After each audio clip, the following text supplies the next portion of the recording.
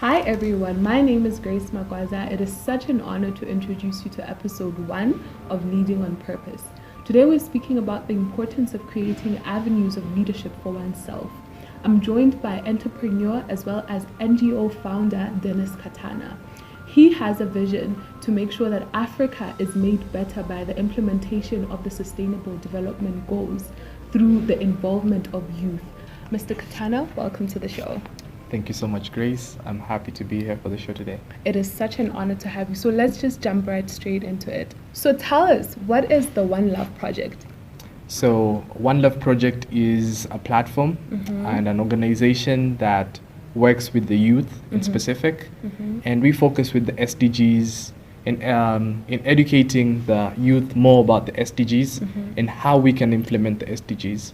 So it's more of an action project that we discuss on the SDGs and we take action on the smallest things we can do on what impact can we bring out of the SDGs, or if we implement the SDGs, what can they do for us and do for the community. So in essence, you mean to say that the One Love Project looks to bring the practice of the SDGs into action? Exactly. It's not just about us talking about them, but it's about us coming up with projects that we implement this into the society and we see after implementation what result have we done or what impact have we done or anything like that. A lot of youth believe that it is the government's responsibility to ensure that sustainability and projects such as yours are actually put into play. What would you say to the youth who think like that? I think as much as the government does so much, there is always more to be done. And whenever we as the youth, I believe we are the ones who know what is to be fixed more than the government, because we are the ones experiencing these difficulties over and over again in our communities. We're the ones seeing what needs to be done in that specific home or in that specific society. So it's for us to come up with, even if it's the smallest of projects, to learn how we can fix these things in our society. And if we do it, we'll feel more proud of our society, I may say. Okay. When you started the One Love Project, what was your vision for it, and how have you taken the effort to make sure that this vision is actually implemented? So the vision that I had for One Love Project is, I pictured One Love Project being in every single country in Africa. And One Love Project is, in my mind, it's going to be a platform where the youth are going to be implementing projects in different countries pertaining to what their society needs. And I don't believe, let me use another word, but I haven't seen an NGO or a community-based organization that exists in every single country and works together to put Africa forward or to make a change in Africa. So one of the ideas I had was, we already have different organizations that are being started by different youths in different countries. So they can use the name as One Love Project. And the name One Love Project can exist in every country, not per se that we have started it there. Maybe it was started by Grace there, but Grace has adopted our vision and changed her project to One Love Project. So that will be much easier for us to open up and join in with different countries. It's because as much as we have a lot of youth in Kenya, a lot of youth in different countries, it's a great importance for us to come together and realize that we have a common vision. Yes. We want the same thing, mostly for our countries, mostly for our societies. Why not we join together, come up with this one thing that all of us are vying for the same thing? So One Love Project in the future will be its own government in itself. So as big as it can get, maybe even recognized by the UN or recognized by WHO or different organizations that we're in every country and we are the youth in every country and we want better things for our society. We have our own government, we have our own things, we are doing our own projects in every single country as One Love Project Kenya, One Love Project Uganda, One Love Project Tanzania, and at the end of the day is a win for our society, a win for us, so that we can be able to get out that aspiring nature of us being leaders and leading in our society. So I believe that's where I see One Love Project in 15, 20 years from now. That is awesome. What would you say to young people who think about leadership in the context of positions rather than service? Because if I remember correctly, we had a conversation where you told me that you started the One Love Project to serve the community. And a lot of people don't see leadership in that lens. To a lot of people, leadership is just about getting the position and the recognition. Tell us more about the things that you have done in service for the community, as well as the importance of service being integrated in the thought of leadership itself. So, things that I've done is mostly we have done fundraisers for our community. We've raised over 100,000 shillings. That's about $1,000. We have donated so much in different orphanages. We've worked with students in implementing that their talents are being developed in a way that they can monetize their talents and earn something. If I talk about what we've done, it's just so much. I can tell people to visit us at One Love Project Kenya in our social media handles.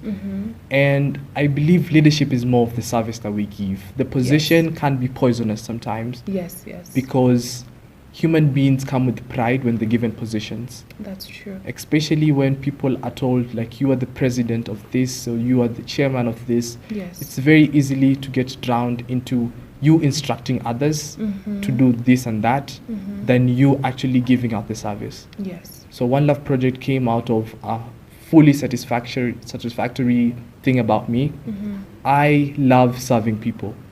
I love when people are happy and people are feeling good about themselves. That makes me happy, because I realize one thing that makes everything work is when people are feeling good about themselves. That's true. That's when people do their best. Yes. So One Love Project came as a result of me wanting to make people feel good, wanting to make people feel like they have that opportunity to give back to the society, and I'm giving them that platform that you can use One Love Project Kenya. We can be able to get fans, get different people on board, and get those ideas out there and implemented, so that you can feel that you are the change of your society. And if the youth really believe that they can do that, they will live every day like it's their last day, and live every day with the full potential. The youth drag themselves every single day like they expect tomorrow is going to be there. But the truth of the matter is, what people don't talk about is tomorrow may not be there. That's and true. what thing do you leave behind that people are going to remember you with? What thing are you going to leave behind that is going to make the other generation better than how we left it? I always think about the legacy that Gen Z is actually going to live, and thinking about service as a tenet of leadership. It makes me want to emphasize the point that you're putting, that it is important to be remembered for something. And it's very encouraging for our generation to know that there are leaders like you who are looking to find ways to make sure that people do the best that they can to leave a legacy of service as well as leadership behind. So I want to bring you to the most important aspect of this conversation, which is, what exactly do you think the importance of creating avenues of leadership for oneself is? The reason I'm asking this is because a lot of people wait to be put in positions, but they don't realize that they have the potential to create leadership offices for themselves without these positions. What is your take on creating avenues of leadership for oneself? So a lot of people have tried, by the way, to create avenues for leadership for themselves. Yes. Let's say something like One Love Project Kenya. Many people have tried to do the same, but the thing is, they give up very early. They pitch the idea to 2-3 people. They see that the 2 or 3 people are telling them that this idea can't work, then they don't do it anymore. For me, there is something that I live by, and this is actually something my dad taught me, is in everything you do, no matter how many times it fails, there is always a time that you're going to tell it to someone, and that person is going to see the greatness or the goodness of that thing you're saying. So it's in business, it's called the law of averages. So whenever you pitch your good idea to 10 people and only one person says yes, know that your idea is good. It's not, you don't wait for your idea to be supported by 100 people in one day to feel like that's a good idea. So the youth who are out there and they want to start their own avenues of leadership. I mean, we have these so crazy ideas, so brilliant ideas sometimes, but whenever we tell it to people that are not thinking the same way we're thinking, it's very easy for them to feel like that idea is way too big, or that idea can't work. So people who want to create these avenues, go out there, pitch it as many times as you can. Don't get tired. Pitch it to 1,000 people, get 2 people. Don't see it as a lose. See it as a win. I just want 2 people, and keep going forward. So out of that, you also get to lead them in the way you think is right. Every leader leads people differently. Our Kenyan president leads people differently. All the other presidents leads people differently. And there's no right or wrong. It's how you feel is the right way. At the end of the day is if the job is getting done and you're doing good for society and you're looking forward for the next generation is going to benefit from this that we are doing, from that we're doing, from how the self-development of the people are. A lot of people and a lot of leaders, they miss on how the members are personally, like the character, the self-development. Yes, that's true. A project like One Love Project, and one thing that I aim to achieve is that everyone who comes in One Love Project, and at the moment they work with us, they do projects with us, they grow personally more than what they're doing. So I want them to be a different person, or not even being a different person, it's just be the fullest potential of what they can be, so that at the end of the day, they feel like this is who I am destined to be. Be the fullest you, and you'll find out that you influence other people more, you do good more. It's just a natural thing that I think the world is just like that. Whenever you do what you love, and you're doing it really from the heart with a good cause, you find that so much good happens.